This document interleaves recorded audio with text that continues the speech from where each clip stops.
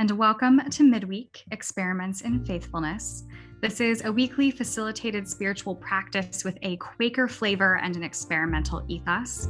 So my name is Jen Higgins-Newman, and I'm the program manager here at Beacon Hill Friends House, where I live and work. So Friends House is a Quaker center for learning and action, as well as a residential community of about 20 people who live according to Quaker values based in downtown Boston.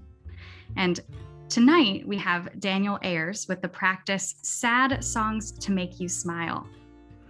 So tonight we can expect a session of songs and stories intended to provoke minds and center our hearts. And the session will culminate in a reflective songwriting activity. So now I'm excited to introduce you to Daniel.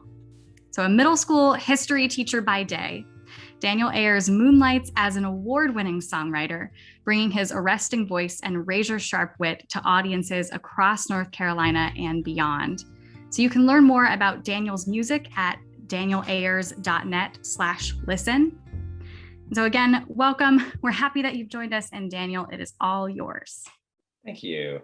Oh, got a couple of things I want to say right off the bat. One, I didn't write that bio. Somebody wrote that for me. So you be the judge of whether or not it holds up. We tested the audio prior to the meeting. I think my vocals come through okay. I'm not as confident about the guitar, but the good news is that today's program is very focused on lyrical content. So as long as you can hear my voice, that's the main thing that matters. The second thing, Jen didn't tell me I was going to have to keep my camera on. That was not in my contract. Just kidding. I don't have a contract. I'm a middle school teacher. So first of all, I want to say thank you guys for coming and participating in this program. I think you'll find it fruitful. I'm going to share my screen because I do have a slideshow just to begin. I did name this program Sad Songs to Make You Smile. The main reason for that name is because I've always wanted to do a workshop called Sad Songs to Make You Smile. I just always thought that was a really endearing name. The songs we're going to play, I think, could be considered sad, but the real focus of this activity is going to be empathy and compassion. I want to talk mainly about the golden rule of writing. And it's the golden rule of not just songwriting, but any type of writing, whether it's a master's thesis or a novel or a poem or short story. When I was in college, I was told by all my professors that the golden rule of writing was this: write what you know. And I'm curious, has anybody else ever been told this as a writer or as somebody who, I hear this all the time, write what you know. And as a teacher, I have even regurgitated this to many students, many 6th grade, 7th and 8th grade students, against their will. I say, write what you know. So today I want to play 2 songs for you guys and then I want to connect those songs to this phrase, write what you know. I think the idea of this is we tell people to write what they know because we don't want people, I think we don't want people speaking about topics that they have no business speaking about. I think we are uncomfortable with people taking leaps of empathy and putting themselves in perspectives that are too foreign for them to really understand. So I want to sing, the first song is called "And the Band Played Waltzing Matilda." And I want to talk briefly about the history of the song. Many of you guys probably know the song Waltzing Matilda. Waltzing Matilda, waltzing Matilda, who'll come a waltzing Matilda with me. It's a really catchy song. It's an Australian folk song from the 1890s. The song "And the Band Played Waltzing Matilda" it goes back to World War I. It was written by this fellow here, Private George Darnby, who was from the 1st Perth Light Horse Brigade, which is a brigade within what was called the Australian New Zealand Auxiliary Corps, or ANZAC. And these troops from Australia, and you guys may have seen the Mel Gibson movie Gallipoli, they were sent to Turkey during World War I to attack Turkey. And this song tells the story of that experience. And I want to share it with you because the song is so full of detail and specifics. And when I play this song and when I listen to this song, there is something transporting about it. And it tells a story that I think can only be told by someone who witnessed the carnage and the loss of life. And so the song was written by, like I said, Private George Darnby, who experienced firsthand in 1915, April of 1915, actually. So we just passed the 106th anniversary of Gallipoli. So the song's called "And the Band Played Waltzing Matilda." And one more piece of information that might be helpful: at the time of the war, the song "Waltzing Matilda," the children's folk song that we now know, was almost like a top 40 hit. Like it had gone platinum. It was a very popular song. And during the war, while the soldiers on the front line were fighting, a couple miles behind the front line at the officers' quarters and the clubs and the ballrooms, people were dancing to the song "Waltzing Matilda." So you'll hear that refrain come back in the song. Okay, here's "And the Band Played Waltzing Matilda."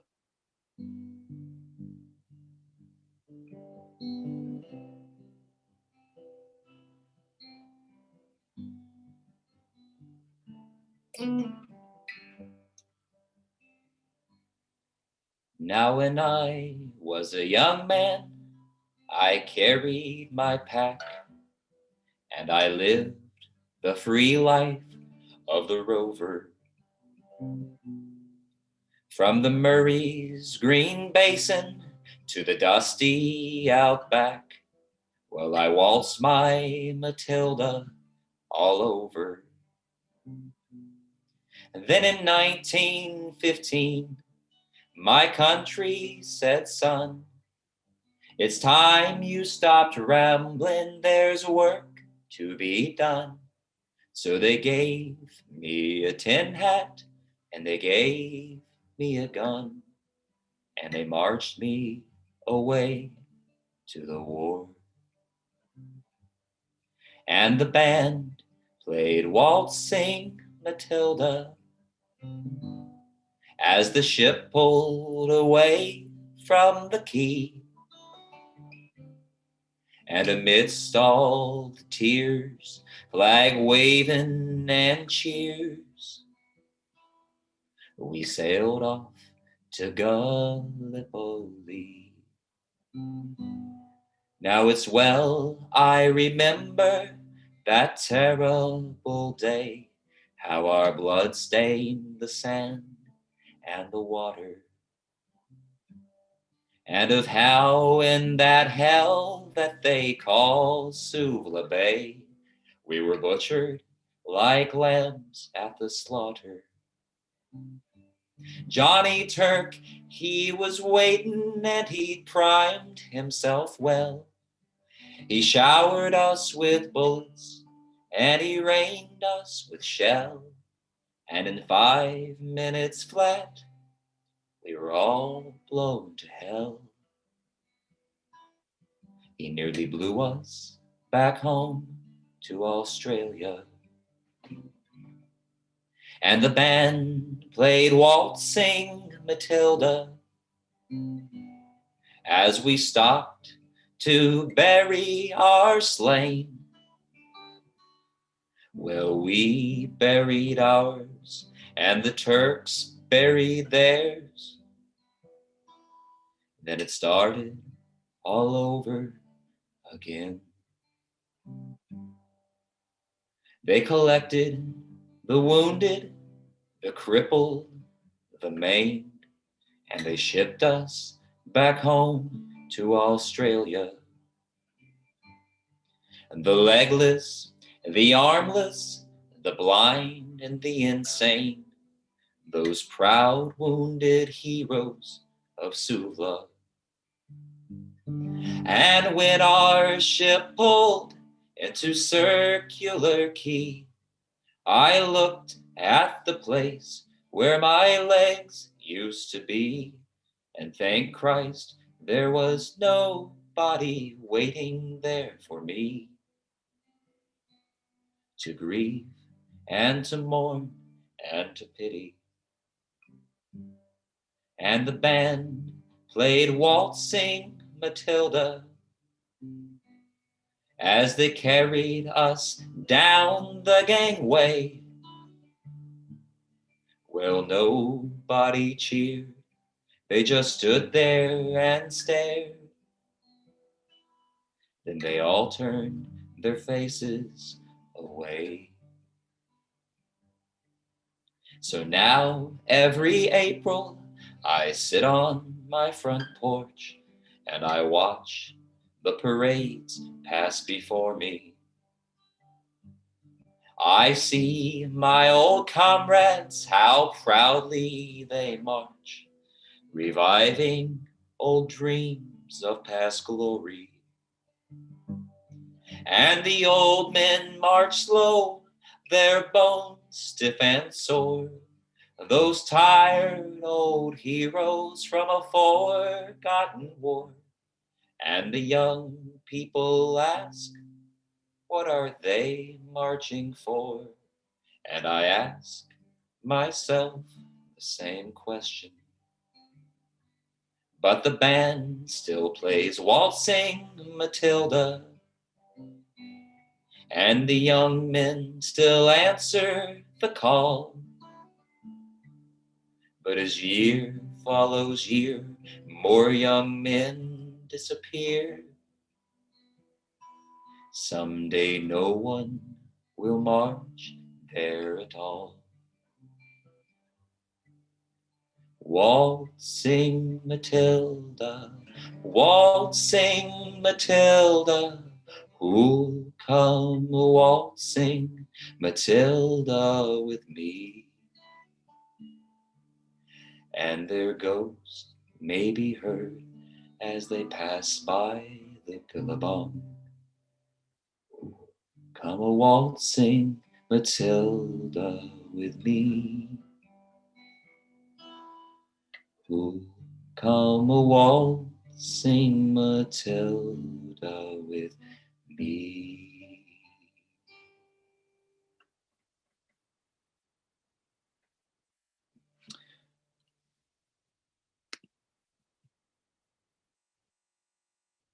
So what I wanted to ask you guys about that song is about the imagery of the song, and if there was any part, assuming of course you were able to hear the song and me singing it, if there was any detail in the song that you thought connected you to the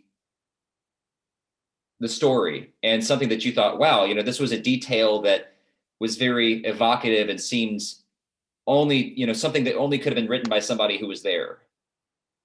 So if anybody wants to share either in the chat or turn their mic on, share kind of a kernel from the song that they thought was particularly arresting. This next song I want to play is a song some of you may be familiar with. Where did my, oh, there it is, okay. It is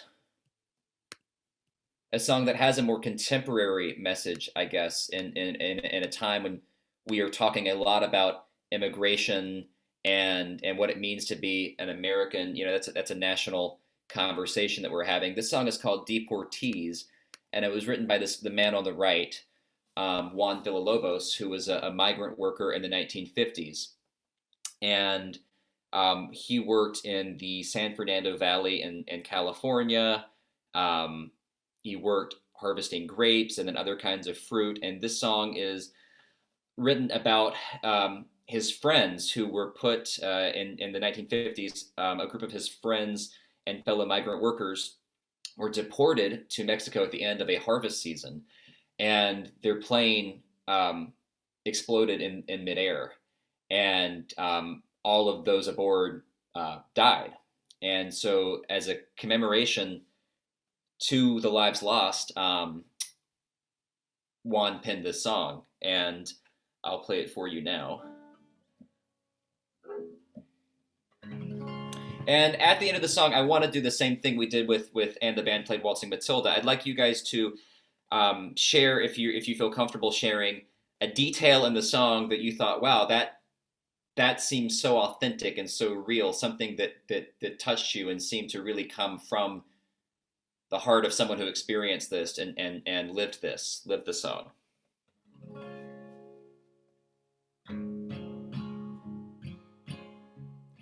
Does the guitar sound any different? Oh, cool, okay.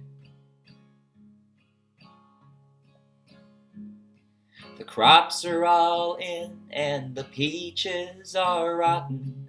The oranges piled in their creosote dumps. They're flying you back to the Mexico border to pay off your wages to wait back again. My father's own father, he waded that river. It took all the money he'd made in his life. My brothers and sisters come work in the fruit trees. We rode on the trucks till they took down and died. Goodbye to my Juan, goodbye Rosalita. Adios mis amigos, Jesus y Maria.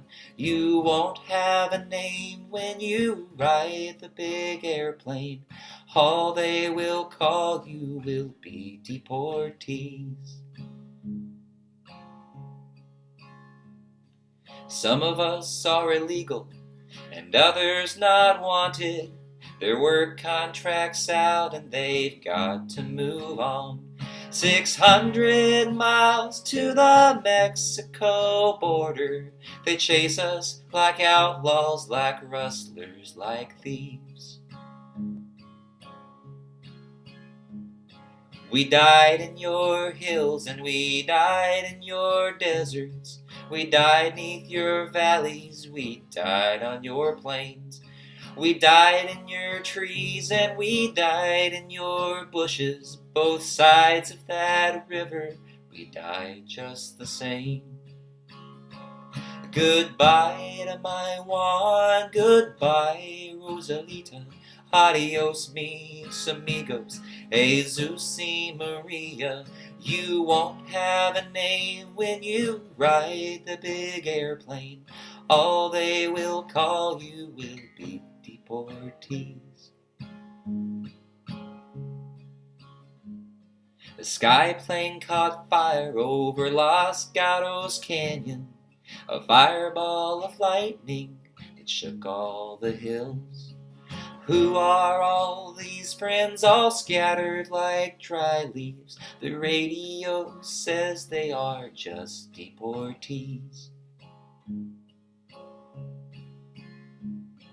Is this the best way to grow our fair orchard? Is this the best way to farm our good fruits? To fall like dry leaves, to rot on my topsoil, to be known by no name except deportee. Goodbye to my Juan, goodbye Rosalita. Adios mis amigos, Jesus y Maria. You won't have a name when you ride the big airplane. All they will call you will be deportee.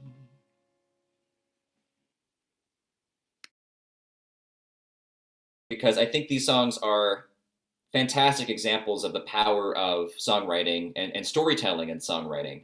And they, at least lyrically, can transport you to a time and a place, either 1915 Turkey in World War I, and the carnage and tragedy and mindlessness of that conflict, and then to the California-Mexico border with migrant workers. These songs have a lot of power. What I want to do now is circle back to that first saying I opened with, write what you know. And I hope some of you won't be angry with me, because I haven't done what I'm about to do. I haven't done with any pretension of being snarky or gotcha. There's none of that. But what I want to share is something that may be surprising to you. The first song I told you we played, I told you, was by Private George Darnby. It was written in 1915. none of that was actually true. This is a photo I found on the internet of just a random soldier from Australia. It was actually written in 1970 by a guy named Eric Bogle, who was kind of a hippie from Scotland, who had never been to Australia, wasn't even born during the time of the war, and was actually writing in response to the Vietnam War. And when I learned this, it blew my mind because I sang this song for years thinking it was from 1915 and did not know this until somebody came up to me and asked if I was a fan of Eric Bogle. And I said, "Who is that? I've never heard that guy's name before." And they were like, "Well, you're singing his song." I was like, "What are you talking about?" I was just so convinced. I still struggle to understand how somebody could craft a story that has so many details without, one, living in the time period, two, experiencing. I mean, this guy wasn't even a veteran. He wasn't a soldier, and he'd never even been to Australia, much less Turkey. And the same goes for this song. Juan Villalobos is a guy I made up. I like the sound of the name. This is a photo of a migrant worker from the 1950s. You will know the author of this song. It's Woody Guthrie, who, as you know, wrote many songs, This Land Is Your Land being the most famous. This is a song that he wrote when he woke up in the morning and opened the newspaper and saw the headline, 32 die near Coalinga in farm labor plane crash. And it's hard to see, but the article then goes on to describe the plane crash, and all 32 workers are just called deportees. There's no mention of their names or their individual identities. And here's another picture of a headline. And this really bothered Woody Guthrie, so he wrote that song. Now, Woody Guthrie has kind of this identity as a folk hero, as a champion of the working class, which he certainly was. What I think is lesser known about Woody Guthrie is he was born to a fairly affluent family in Oklahoma, and he and Pete Seeger became the voices of a very working class movement, but they themselves were, I wouldn't say men of means, but we're not from that social strata. Pete Seeger's father, for example, was a professor at Harvard. So I wanted to share this with you guys, not to pull a rug out from under you or to make you feel duped, but because when I learned that Woody Guthrie had written Deportees and this guy named Eric Bogle had written, and the band played Waltzing Matilda, it really called into question the wisdom of this saying, write what you know. Because I'm so glad neither of these guys did that. If Woody Guthrie and Eric Bogle had followed the wisdom of writing what they knew, we would have been robbed of what I believe are two very powerful songs. So I'd like to suggest an alternative that I think in the future, when I discuss songwriting with students and with anybody, I'm going to advocate. And that is, instead of writing what you know, write what you feel. And if you feel like you don't know enough about a topic, there's nothing to stop you from researching it. Because I have a feeling that's a lot of what Woody Guthrie and Eric Bogle did. Before I move on to the final thing I'd like to do with everybody, which is a meditation on compassion and empathy, and placing ourselves in other people's shoes and thinking about other people and outside of our own perceptions of them. Does anybody feel led to share anything? And you don't have to, that's totally fine, but I want to leave space before we move on to the next and final segment of this program. So I'm going to mute my mic, and if anybody feels led to share, please feel free to do so. And I again, like I really hope nobody felt duped or felt like I had pulled a fast one, because it wasn't my intention at all. But yeah, I hope this was an opportunity for folks to envision the experiences of individuals whom we are both close to and maybe not so close to.